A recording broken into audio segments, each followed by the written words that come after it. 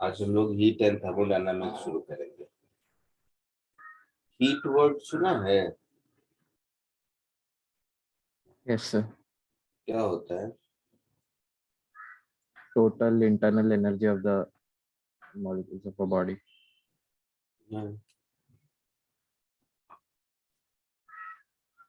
और कोई?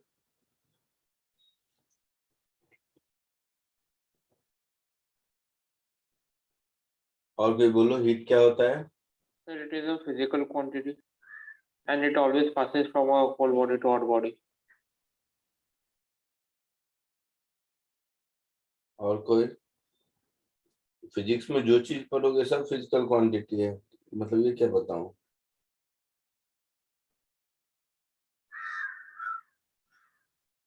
और कोई बोलो, हीट क्या है?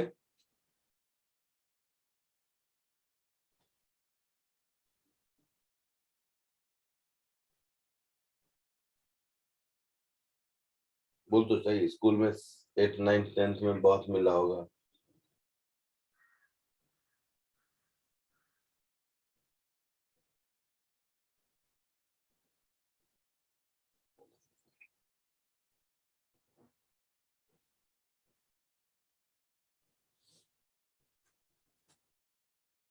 Transfer of energy.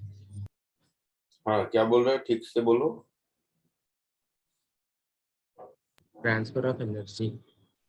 Transfer of energy. अच्छा,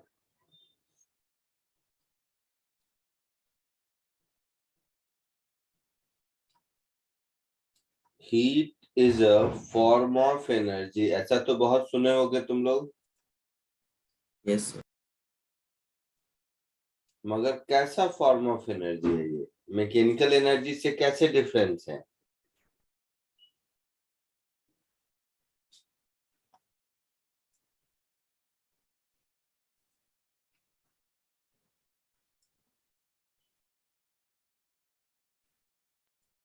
मैकेनिकल एनर्जी कन्वर्ट होता है एक फ्रॉम अदर और हीट ट्रांसफर होता है। क्या क्या? मैकेनिकल एनर्जी कन्वर्ट होता है एक फॉर्म से दूसरे फॉर्म में, वही हीट ट्रांसफर होता है।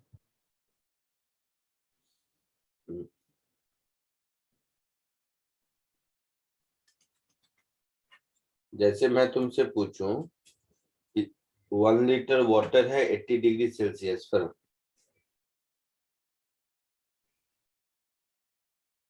है ना?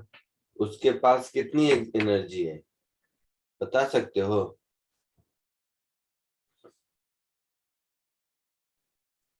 हाँ या ना? मतलब टोटल एनर्जी में उसकी सपोज कोई पोटेंशियल एनर्जी होगी वो भी आ जाएगी, और फिर जो उसका हीट होगा हीट एनर्जी होगी वो भी।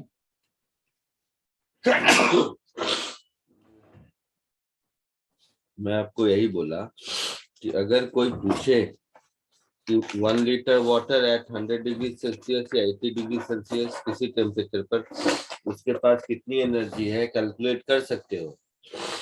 हाँ सर। नहीं कर सकते हैं। मैकेनिकल एनर्जी और हीट एनर्जी में यही फर्क है। एक ऑब्जेक्ट किस टेम्परेचर पर है, किसी भी टेम्परेचर पर है, तो उसके पास कितनी हीट एनर्जी है नहीं मालूम किसी को। अगर ए का टेम्परेचर बी से ज्यादा है तो ए से एनर्जी बी को जाएगा, तो ये जो एनर्जी जाता है ना, इस फॉर्म को हम लोग हीट एनर्जी कहते हैं। ये जो यहाँ से यहाँ एनर्जी गया, तो ये जो एनर्जी ट्रांसफर का फॉर्म है ये हीट है। हीट कोई एनर्जी नहीं है, हीट एनर्जी ट्रांसफर का फॉर्म है। जैसा मैंने कहा कि मैकेनिकल एनर्जी में क्या है, अगर मैं कहूं कि 2 kg of mass moving with 5 metre per second square, इसके पास कितनी एनर्जी है, तो काइनेटिक एनर्जी है, तो बता दोगे हाफ एम वी स्क्वायर, कुछ तो इतना है। लेकिन कोई ऑब्जेक्ट किसी टेम्परेचर पर है तो उसके पास कितनी हीट एनर्जी है नहीं बता सकते। हाँ, वो किसी दूसरे ऑब्जेक्ट से कितना लेगा या किसी दूसरे ऑब्जेक्ट को कितना देगा ये बता सकते हैं, बट उसके पास कितना नहीं बता सकते। तो हीट क्या है कि एनर्जी ट्रांसफर का फॉर्म है। समझ रहे हो इस बात को?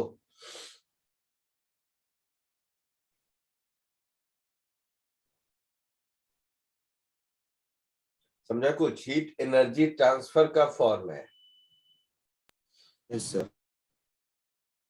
है ना? जैसे मान लो इंडिया और पाकिस्तान ट्रेड किया, तो कोई कोई ट्रेड किया तो इंडिया पाकिस्तान को पैसा दिया, पाकिस्तान इंडिया को पैसा दिया, और वो डॉलर में दिया, बट पाकिस्तान के पास डॉलर नहीं है, इंडिया के पास डॉलर नहीं है, वो तो ट्रांसफर का एक फॉर्म है।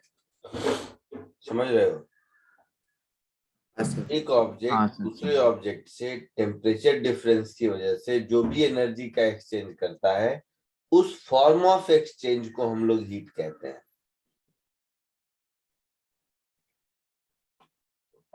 समझ आया? हाँ सर। ठीक है। ये जो हीट है वो एनर्जी है, जैसा आप लोगों ने कहा, तो इसका ऐसा यूनिट क्या होता है? जूल। जूल होता है। और सीजीएस यूनिट क्या होता है? आई। अर्ग।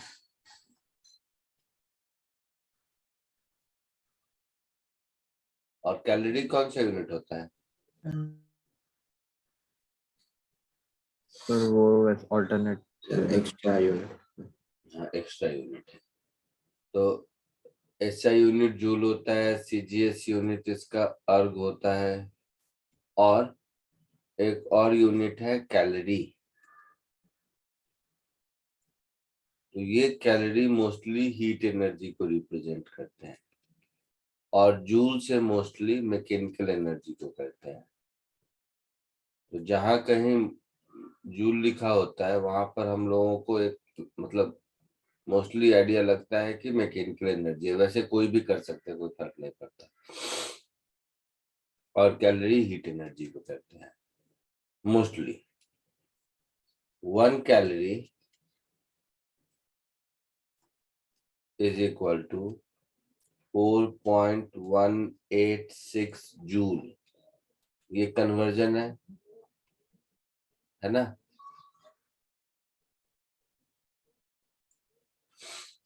ये जो इसमें 4.186 है,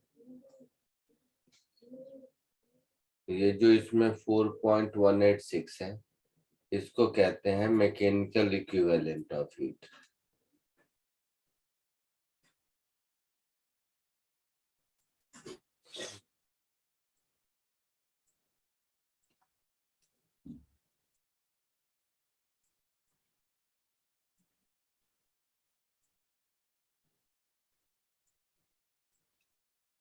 ठीक है?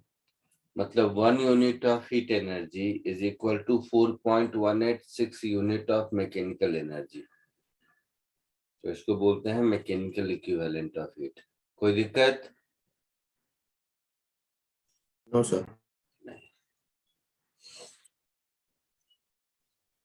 पहले इतना कॉपी कर लो, चलो।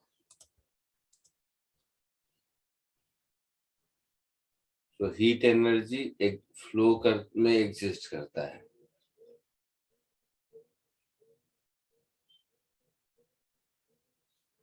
From hotter to colder object.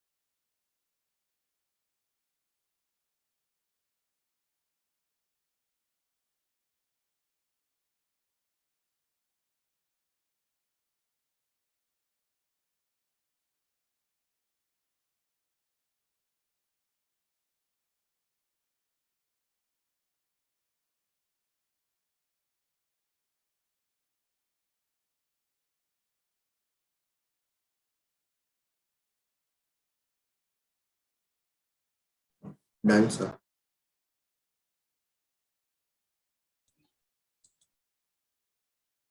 आगे बढ़े। हाँ सर। हाँ टेम्परेचर किसको कहते हैं? So measure of degree of hotness and coldness. Very good.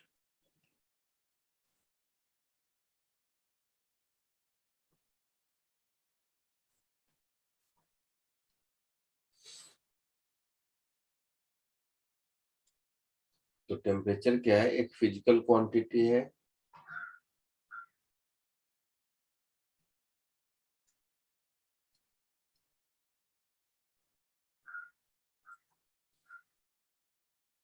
used for measuring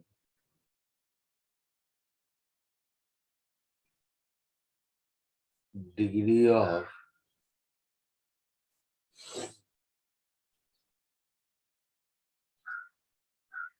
hotness or coldness of an object.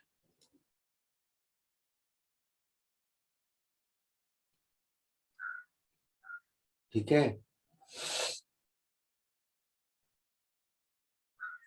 Yes sir. तो कोई भी मेजरमेंट के लिए मुझे स्टैंडर्डाइज करना पड़ेगा ना। जैसे 1 मीटर का लेंथ है, तो 1 मीटर का लेंथ दुनिया के किसी भी स्केल से मेजर करें, अगर इतना है तो इतना ही होगा, नहीं इससे कम नहीं इससे ज्यादा, यस। है ना।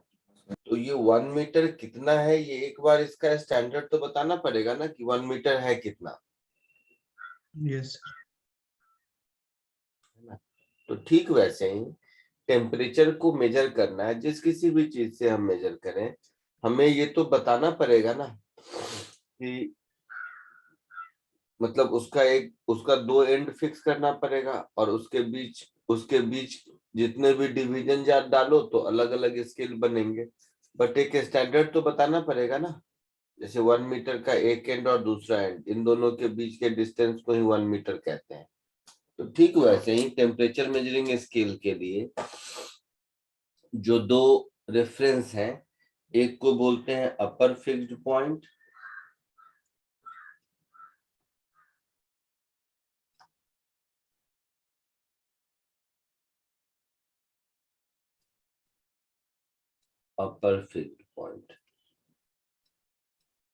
और दूसरे को बोलते हैं लोअर फिक्स्ड पॉइंट।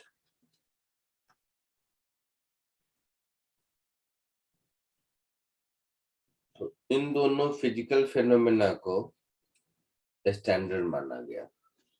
अपर फिक्स्ड पॉइंट का मतलब है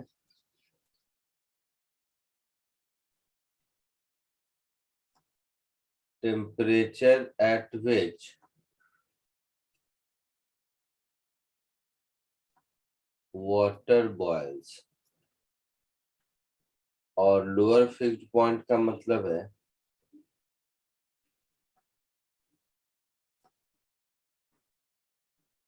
temperature at which water freezes. ठीक है।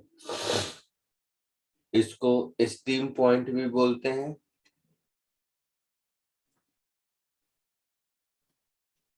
और इसको आइस पॉइंट भी बोलते हैं। तो ये दोनों फिजिकल फेनोमेना है जिसको कि स्टैंडर्ड लिया गया। आप टेम्परेचर को कुछ भी बोल दोगे, लेकिन जितने टेम्परेचर पर पानी बॉयल होना है उतने ही पर होगा, तुम्हारे नाम रखने से तो होगा नहीं। समझ रहे हो, ये दोनों फिजिकल फेनोमेना है। Suppose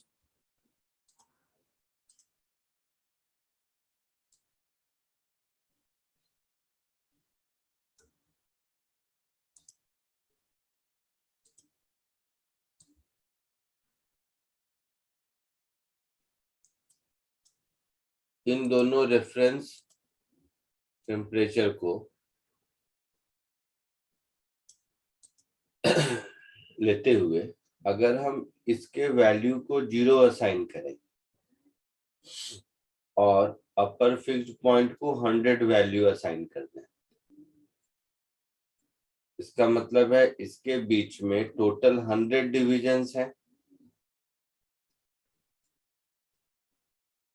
yes sir. तो ये एक स्केल बन गया जिसको सेल्सियस स्केल बोले।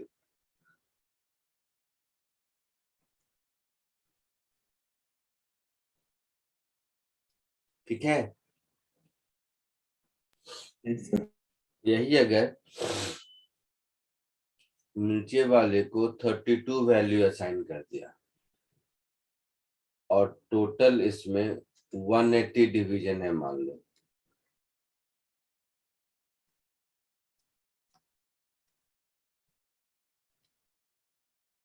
तो 180 प्लस 32 212 हो जाएगा अपर फिक्स पॉइंट। इसको हम लोग फ़ारेनहाइट स्केल बोलेंगे।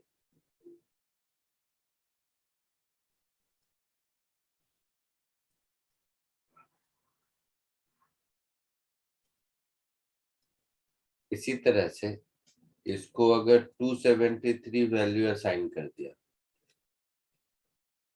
और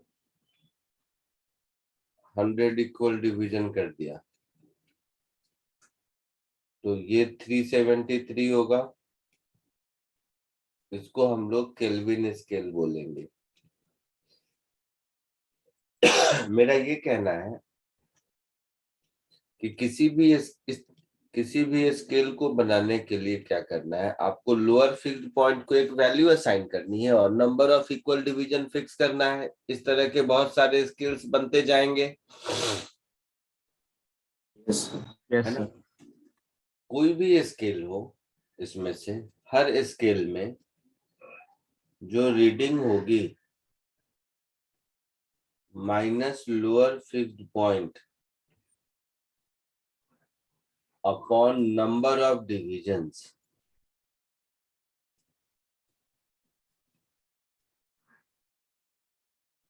ये कांस्टेंट रहेगा हर स्केल में।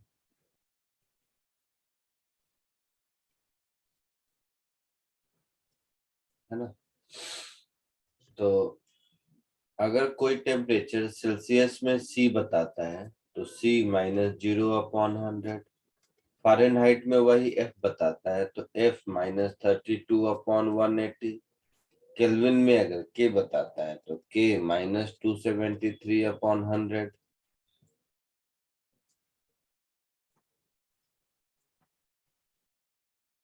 तो यहाँ से मिलेगा C/5 minus F -32/9 I mean equal to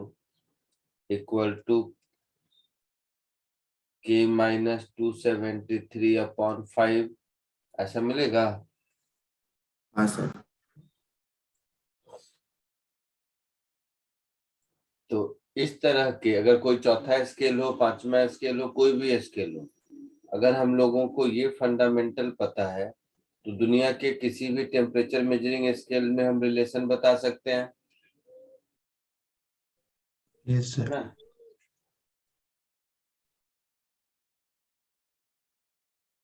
So relation between different temperature measuring scales।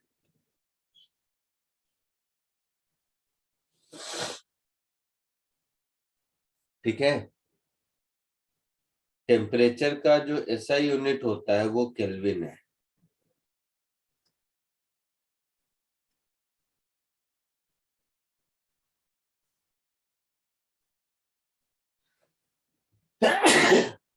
Her scale का अपना अपना सिग्निफिकेंस है। तुमको लगता होगा कि सेल्सियस स्केल में भी 100 डिवीजन है, केल्विन स्केल में भी 100 डिवीजन है, तो क्या मतलब है, तो फालतू है, केवल 273 ऐड कर दो केल्विन मिल जाएगा। बट ऐसा नहीं होता। कोई भी स्केल दुनिया का वो 0 से नीचे तो मेजर नहीं करता है ना। तो केल्विन स्केल का जो 0 होगा वो -273 डिग्री सेल्सियस पर होगा। हाँ सर। तो उस स्केल का रेंज देखिए आप कितना मेजर कर सकता है, बहुत ज्यादा। सेल्सियस स्केल का रेंज उतना नहीं है मेजर करने का। कोई भी स्केल अपने 0 से नीचे नेगेटिव थोड़ा ना मेजर करता है। हाँ समझ सर। रहे हो। तो केल्विन स्केल एसआई यूनिट इसलिए है, या ऐसे भी केल्विन स्केल का जो रेंज ऑफ मेजरमेंट है वो सबसे ज्यादा है।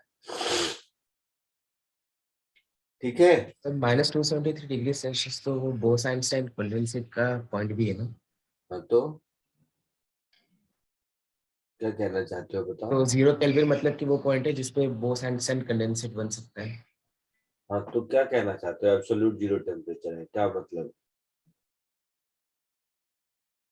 तो नेचर में जो एब्सोल्यूट जीरो टेम्परेचर एग्जिस्ट करता है वो केवल और केवल केल्विन स्केल से मेजर किया जा सकता है। तो केल्विन स्केल के मेजरमेंट का रेंज बहुत वाइड है। ठीक है, तो वैसे मैथमेटिकली देखने में लगता है केल्विन सेल्सियस एक है, बट वैसा है नहीं। फ़ारेनहाइट टेम्परेचर देखो, फ़ारेनहाइट वाले स्केल में क्या है कि अगर डिग्री सेल्सियस या केल्विन स्केल से हम बॉडी टेम्परेचर मान लो मेजर करें, तो 1 डिग्री सेल्सियस का सिग्निफिकेंट चेंज दिखाने में तब तक तो बॉडी का काम तमाम हो जाएगा, है ना। तो हाँ उसमें सर। देखते हो डिवीजन 1 इन दोनों स्केल के से 1.8 टाइम्स ज्यादा डिवीजन है, मतलब ज्यादा सेंसिटिव है ना। तो बॉडी टेम्परेचर के लिए हम ऐसा स्केल यूज कर लें जिसमें 1 यूनिट का चेंज बॉडी के लिए बहुत बड़ा चेंज है, तो फिर वो ह्यूमन बॉडी टेम्परेचर मेजरमेंट के लिए यूज होने का कोई मीनिंग नहीं है। तो हर स्केल के अपने अपने सिग्निफिकेंस है। क्लियर है। Yes Yes. सर। चलो जल्दी से इसको कॉपी कर लो, फिर आगे बढ़ते हैं। टेम्परेचर से बचा है ना। हाँ सर ये 273.14 होता है ना एग्जैक्टली। हाँ हाँ।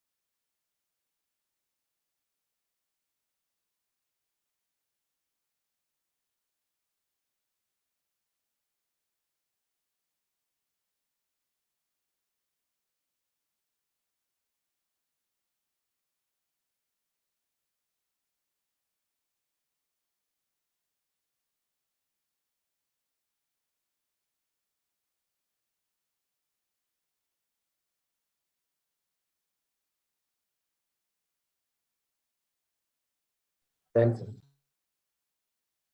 Done, sir. 2 minutes.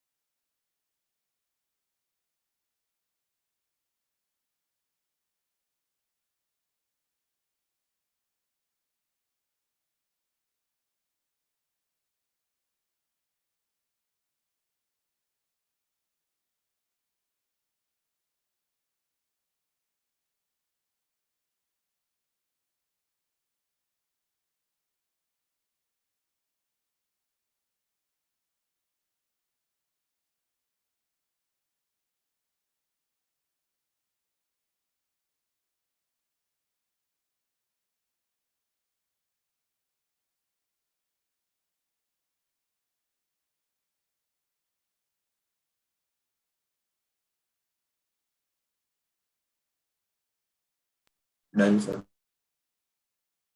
Done, sir. हो गया? हाँ, sir. Yes. सर हाँ बोलो। थर्मल एनर्जी और हीट एनर्जी दोनों अलग अलग है क्या? एक ही है। ठीक है।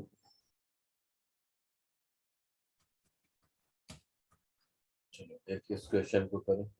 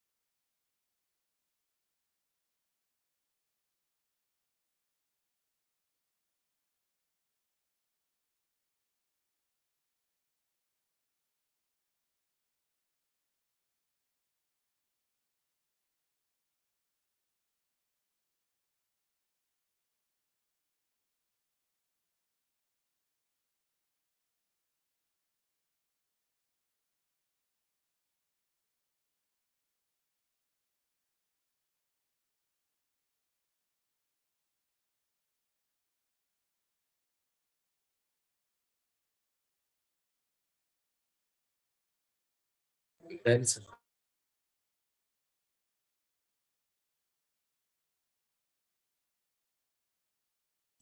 Done, sir. क्या आंसर आया? Sir, 20 degrees Celsius 20 and degrees 493 degrees Kelvin. क्या आया? 20 degrees Celsius.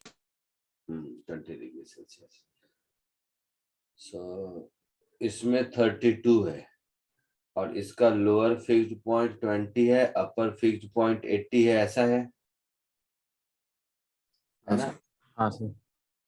तो इसको क्या लिखेंगे? 32 minus 20 upon 60. This is equal to C minus 0 upon 100. ऐसा लिखेंगे? हाँ sir. So 12 upon 60 is C upon 100.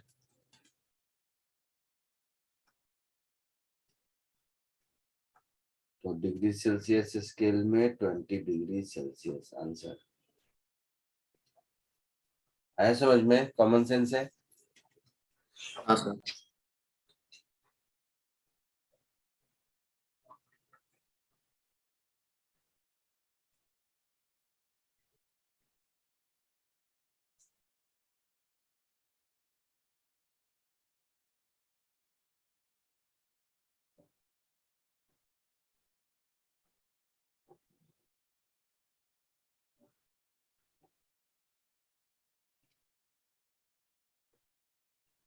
Specific heat capacity का नाम सुने हो? हाँ सर। क्या होता है?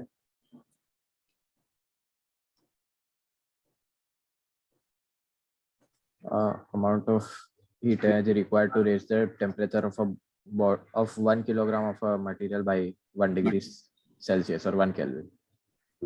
Very good. Small S. तो स्पेसिफिक हीट कैपेसिटी सबको मालूम है? हाँ sir. Amount of heat required in order to increase temperature of unit mass by 1 degree Celsius or 1 Kelvin, यही है ना? हाँ सर। इसका यूनिट क्या होगा?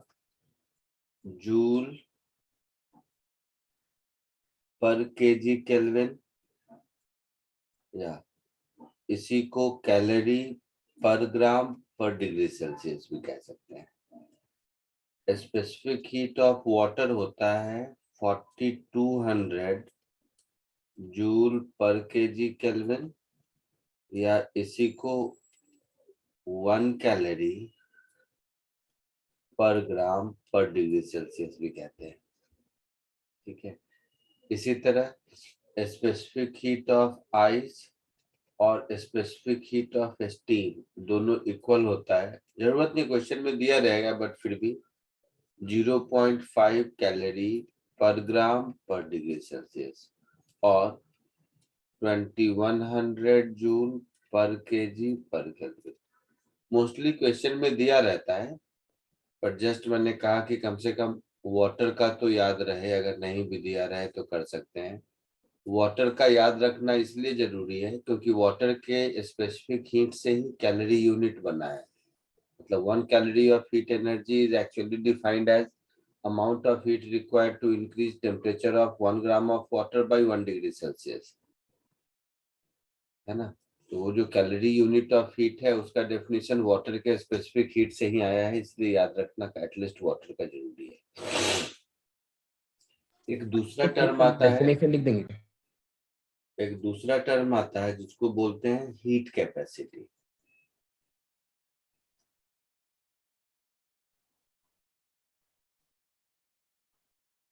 हीट कैपेसिटी को कैपिटल एस से रिप्रेजेंट करते हैं। कोई बताएगा क्या होता है? सर उसमें वो मास वाला यूनिट नहीं होता है। हाँ, वेरी गुड। सो ये जो पर बॉडी डिफाइंड रहता है इंस्टेड ऑफ Q पर is material. Equal to small m into small s into delta T जो ऊपर दिखा, उसमें ये दोनों मिलाकर जो टर्म बना इसको बोलते हैं हीट कैपेसिटी S। तो इस हीट कैपेसिटी का डेफिनेशन क्या होगा? Amount of heat required to increase temperature of an object by 1 degree Celsius, हाँ सर। होगा ना? तो हीट कैपेसिटी का यूनिट क्या होगा? जूल पर केजी, और जूल पर केल्विन। हाँ, जूल पर केल्विन, सॉरी, जूल पर केल्विन और कैलोरी पर डिग्री सेल्सियस।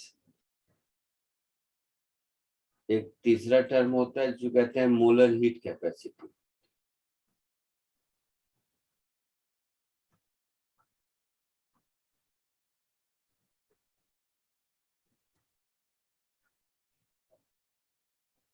तो मोलर हीट कैपेसिटी क्या होता है कि 1 मोल के लिए डिफाइंड है। तो Q is equal to NC delta T। ये जो C है ये है मोलर हीट कैपेसिटी, मतलब joule per mole per kelvin. Usually gas का हीट कैपेसिटी C के मोलर हीट कैपेसिटी के टर्म में रिप्रेजेंट करते हैं। So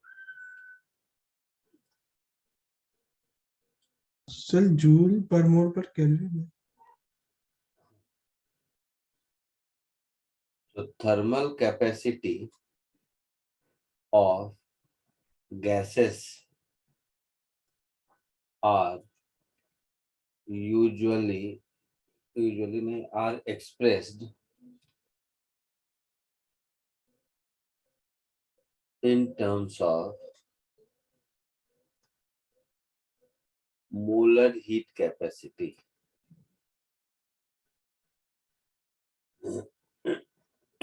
molar heat capacity C जो है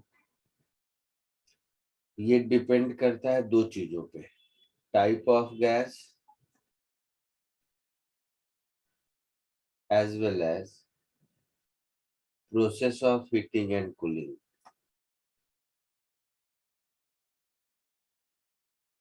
So process of heating and cooling. अभी इसको मोलर हीट कैपेसिटी को हम लोग नहीं पढ़ेंगे, ये हम लोग थर्मोडायनामिक्स चैप्टर में पढ़ेंगे दोबारा से। अभी जस्ट नाम लिख दिया मैंने।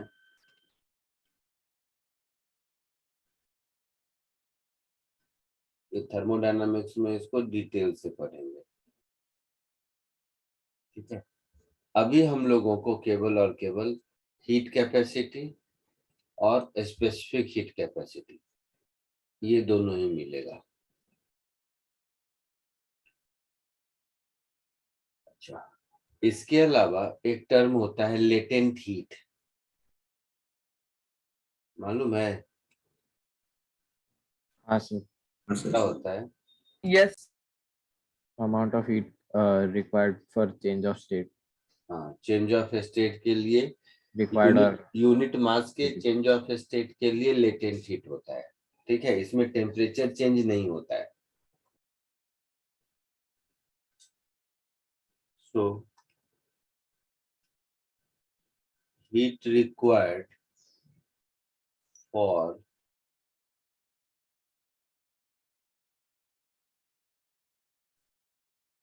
change in state at constant temperature for unit mass of body.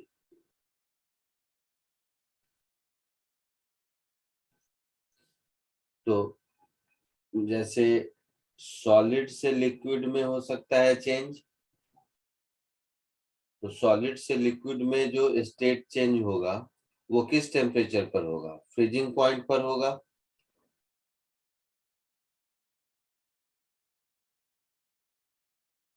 है ना? तो इसमें एक लेटेंट हीट होगा जिसको बोलते हैं latent heat of fusion.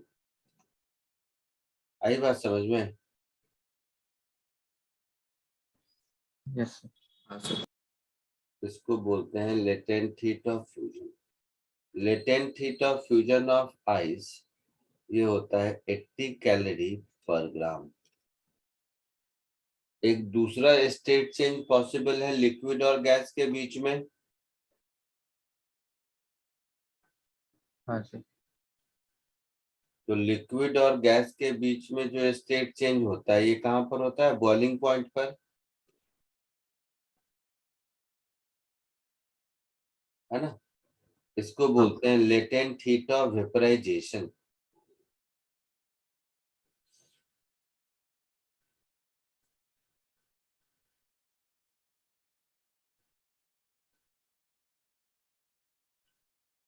Latent heat of vaporisation of water ये होता है 540 कैलोरी पर ग्राम।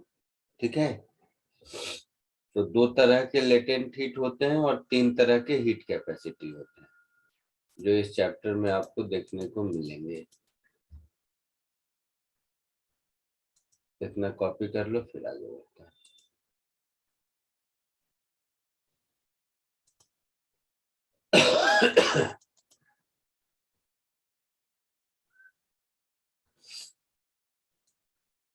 दिख रहा है सबको? अच्छा थोड़ा सा ऊपर।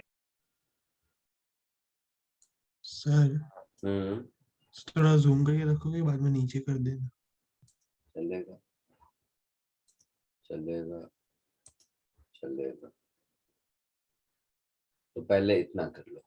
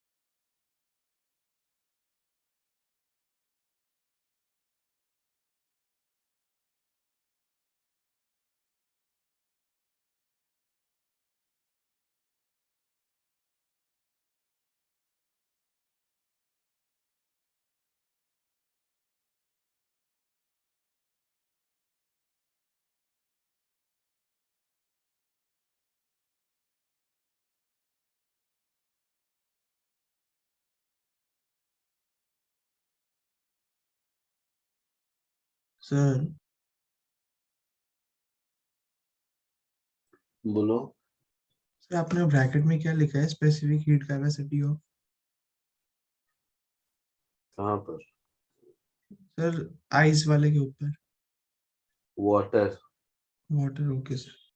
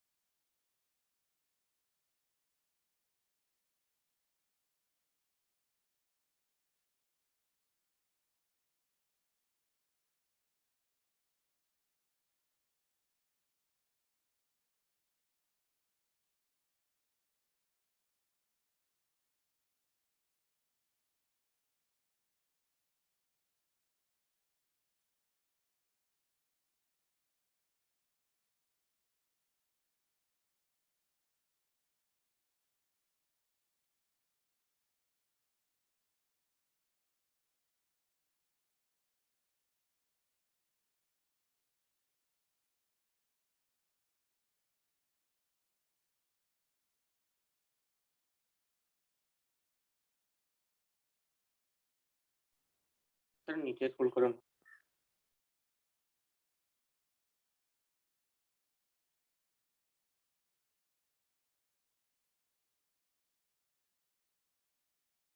सर सेकंड वाला बाकी है थोड़ा.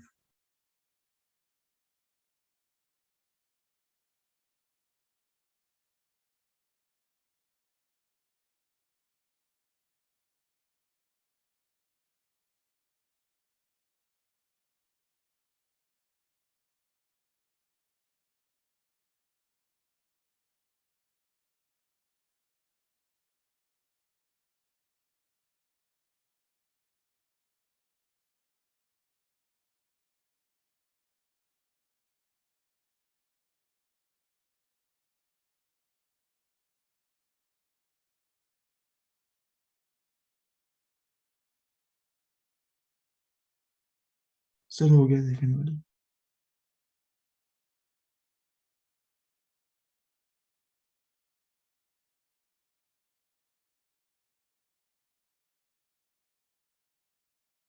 थोड़ा सा ऊपर करना, third point.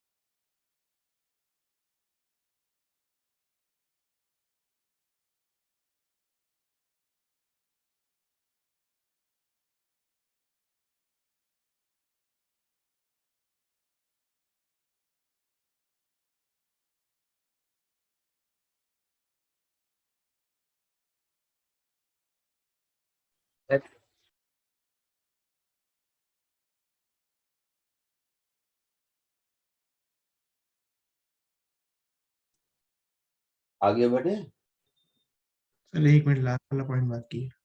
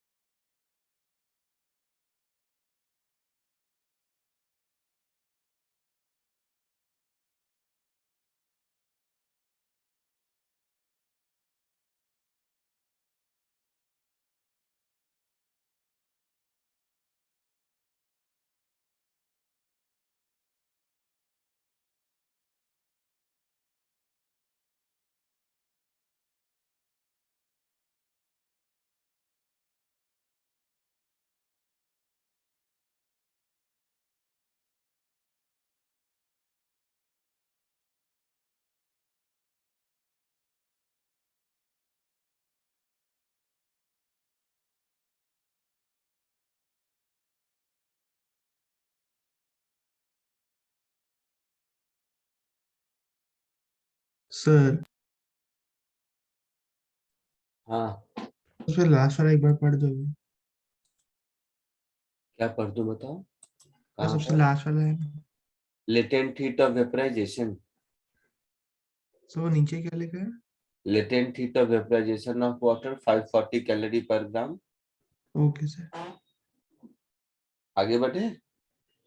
Yes sir. Constant temperature से मतलब क्या है यहाँ पर लेटेंट हीट में? मतलब 0 डिग्री आइस को वाटर दोगे तो सॉरी हीट दोगे तो वो 0 डिग्री वाटर बनेगा, टेम्परेचर चेंज नहीं होगा, केवल फेज चेंज होगा। हाँ सर समझ। तो कांस्टेंट टेम्परेचर पर फेज चेंज होने के लिए जो हीट चाहिए उसी हीट को हम लोग लेटेंट हीट कहते हैं। ठीक है। Yes sir.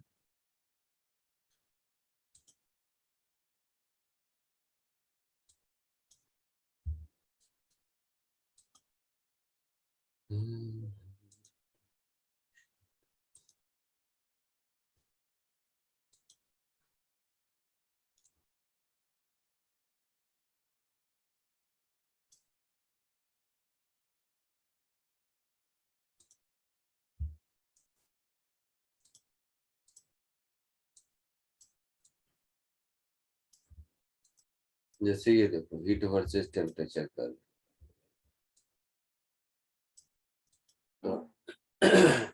इसमें हीट देते गए किसी ऑब्जेक्ट को तो मेल्टिंग पॉइंट तक पहुंचा,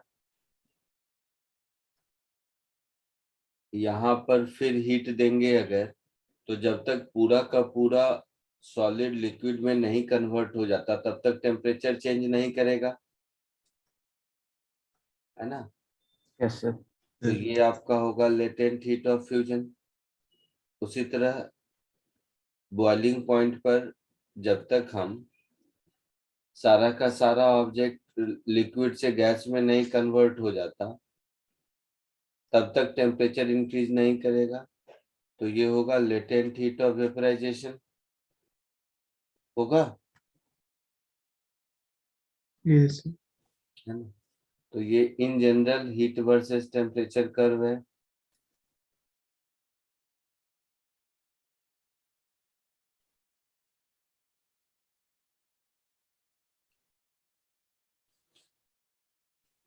इस प्रोसेस में मेरा इक्वेशन क्या होगा, Q is equal to mass into specific heat of steam into delta T। इस प्रोसेस में मेरा इक्वेशन क्या होगा, Q is equal to mass into latent heat of vaporization। इस प्रोसेस में क्या होगा, Q is equal to mass into specific heat of water into delta T। इस प्रोसेस में क्या होगा, Q is equal to mass into latent heat of fusion। इस process में क्या होगा, Q is equal to mass into specific heat capacity of ice into delta T। ऐसा होगा, समझ आ रहा है। Yes sir. तो हाँ, जब भी कभी किसी सॉलिड या लिक्विड को हीट दोगे तो आपके पास दो ही इक्वेशन है, या तो ms डेल्टा टी या ml, है ना? आ रही है बात समझ में? सर हाँ सर। कॉपी कर लो जल्दी।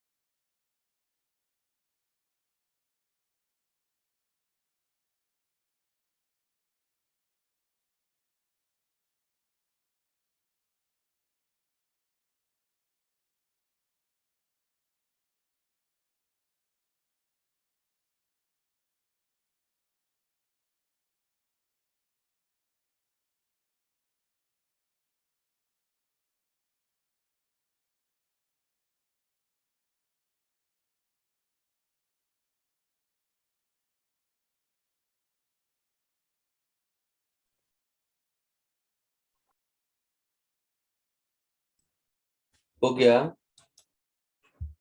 Yes.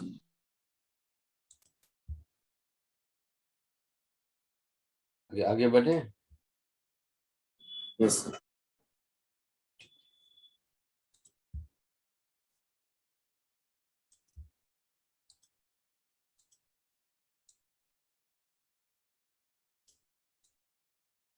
क्वेश्चन करो ये।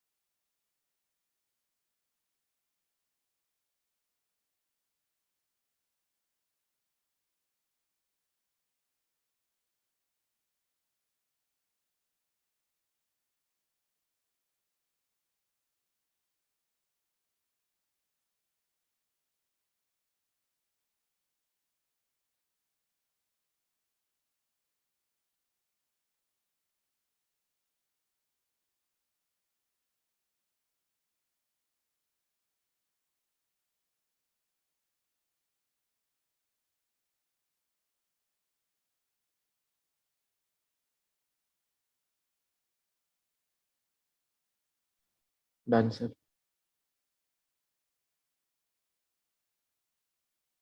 क्या आंसर आया?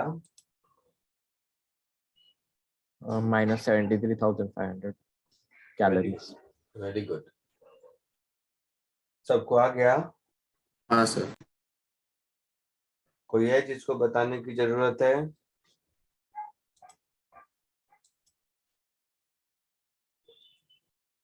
आगे बढ़ो।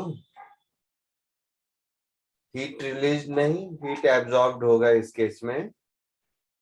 तो 73,500 कैलोरी हीट एब्जॉर्ब होगा। सो रिलीज में माइनस लिख दो, चलेगा। आया समझ में सबको? नहीं मैं सर। दिखाओगे?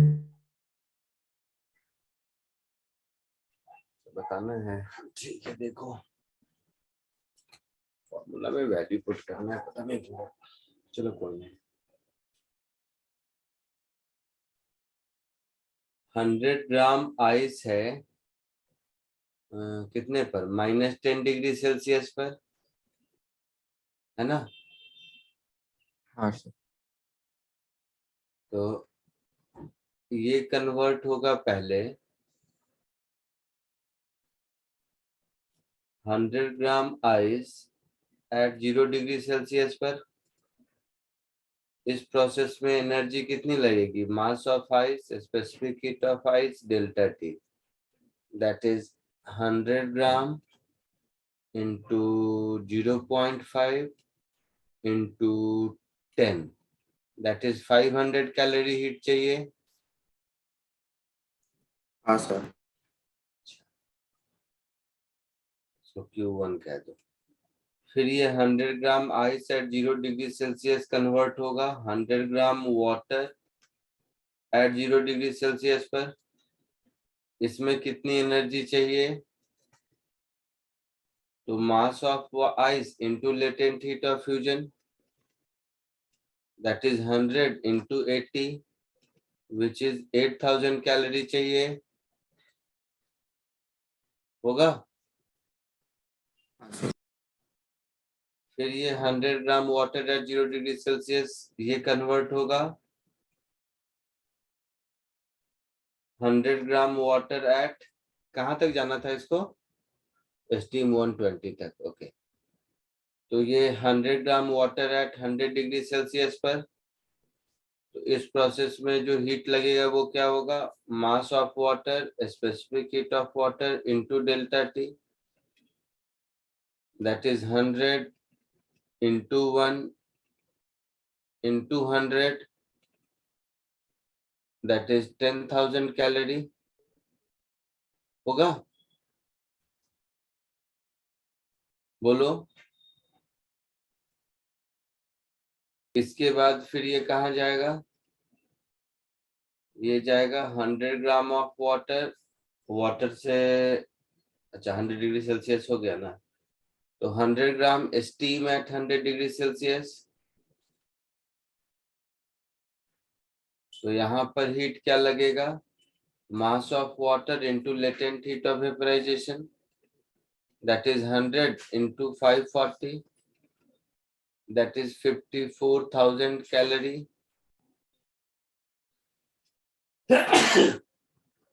होगा? और Yes, जब sir. ये स्टीम बन गया 100 पर, तो फिर ये क्या होगा?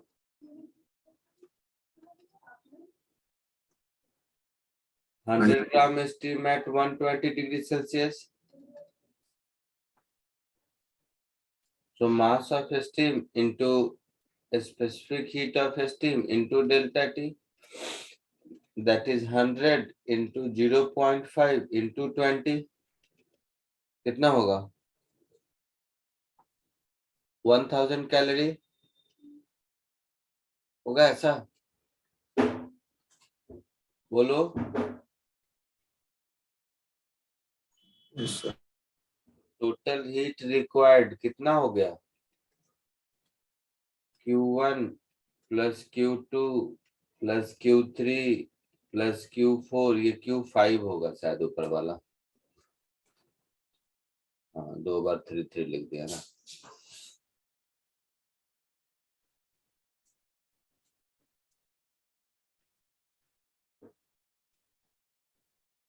हो गया ऐसा? Yes sir. ये तुम्हारा कितना हो जाएगा? शायद 500 इंटू, सॉरी 500 प्लस सेकेंड वाला कितना था? 8000 था शायद। 8000 थर्ड sir. वाला शायद था 10,000, पता नहीं। हाँ सर 10,000. हाँ सर।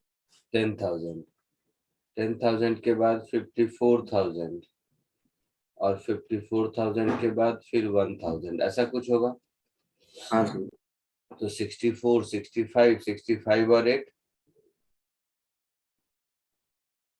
73, so 73,500 कैलोरी या 73.5 किलो कैलोरी आंसर।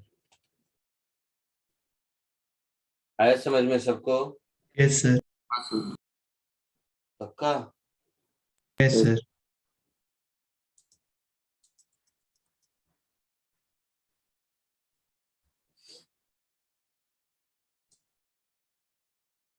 देख लो किसी को लिखना है तो जल्दी।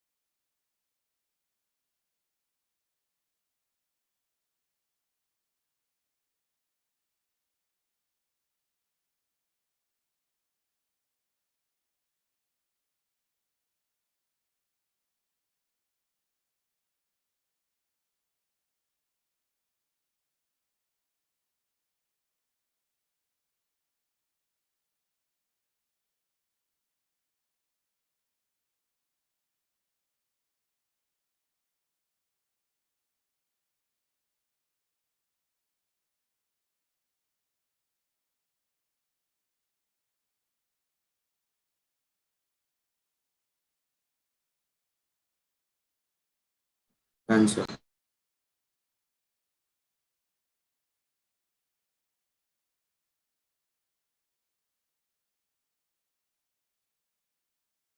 Done, sir.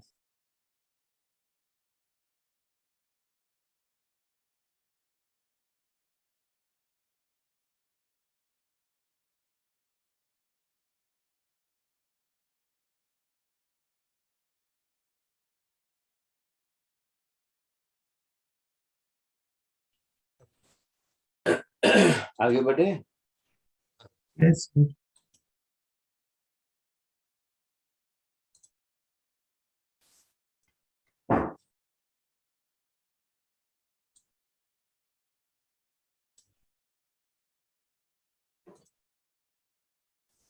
कॉल करो।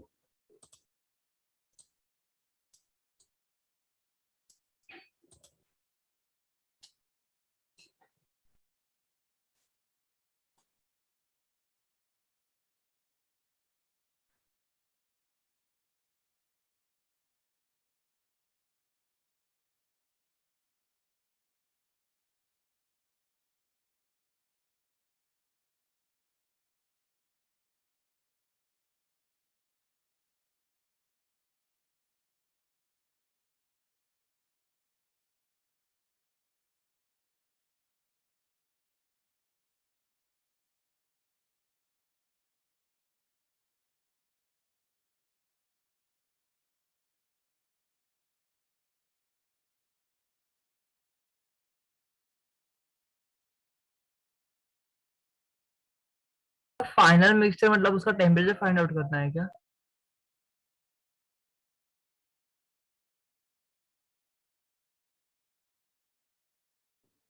हाँ, टेम्परेचर भी फाइंड आउट करना है और मिक्सचर में क्या क्या रहेगा, वाटर रहेगा, स्टीम रहेगा, आइस रहेगा, क्या रहेगा वो भी बताना है।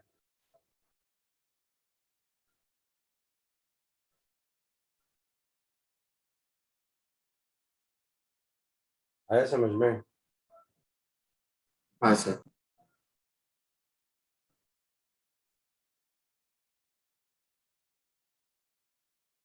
फाइनल मिक्सचर मतलब फाइनल टेम्परेचर कितना रहेगा, क्या क्या रहेगा, ये।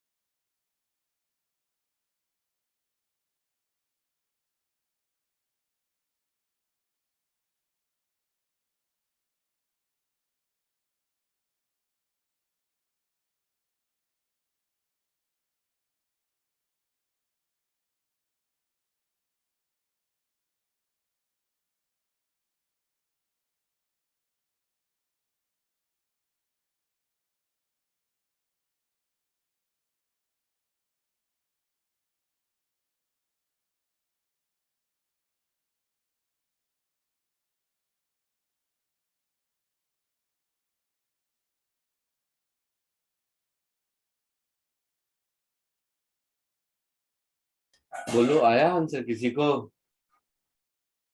Sir, 600 grams water at 100 degree Celsius. Equilibrium temperature 100 degree Celsius होगा, हाँ सर। क्योंकि ये जो 500 gram water at 80 degree Celsius है, ये अगर 500 gram water at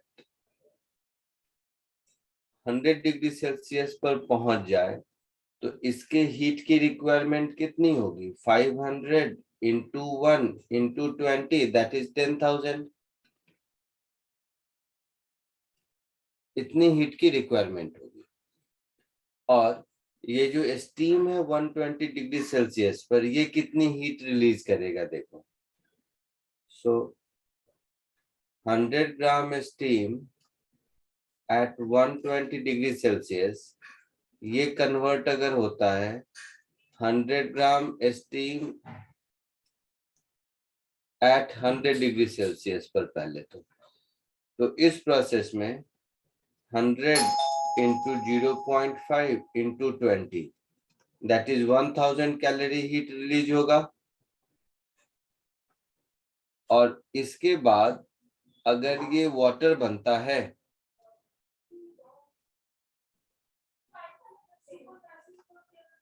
hundred gram water at 100 degree Celsius पर अगर आता है तो ये हो जाएगा 100 इंटू 1,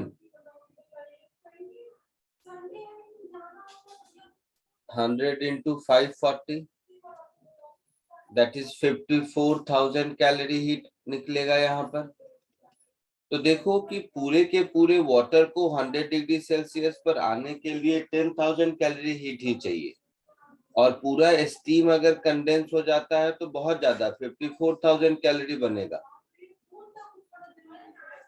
इसका मतलब क्या है कि पूरा का पूरा स्टीम कंडेंस नहीं होगा। तो पहली चीज, मिक्सचर विल हैव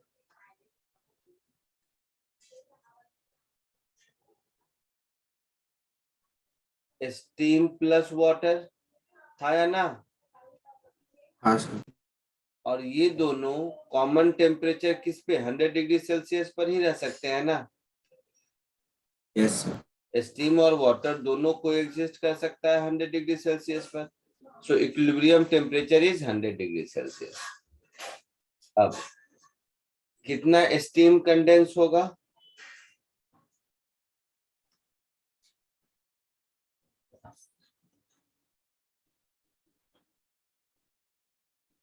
तो 1000 कैलोरी यहां से मिल गया, 10,000 चाहिए, मतलब 9,000 कैलोरी हीट के लिए जितना स्टीम चाहिए वो होगा। तो 9,000 is equal to mass of steam into 540। तो यहां से मास ऑफ स्टीम कंडेंस्ड कितना हो जाएगा? 9,000 अपॉन 540, दैट इज 100/3 होगा, 100/6 सॉरी, विच इज 50/3।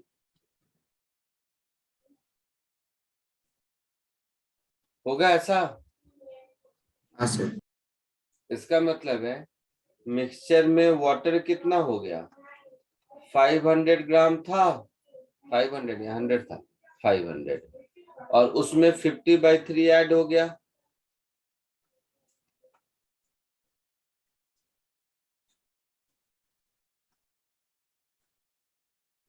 और स्टीम कितना हो गया? 100 था, उसमें से 50/3 चला गया, दैट इज 250/3, है ना।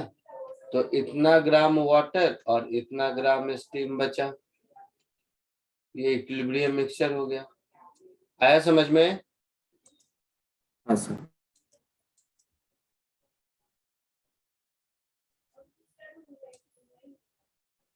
ठीक है, चलो आज के लिए इतना ही, नेक्स्ट लेक्चर में मिलते हैं। कॉपी कर लो। Thank you.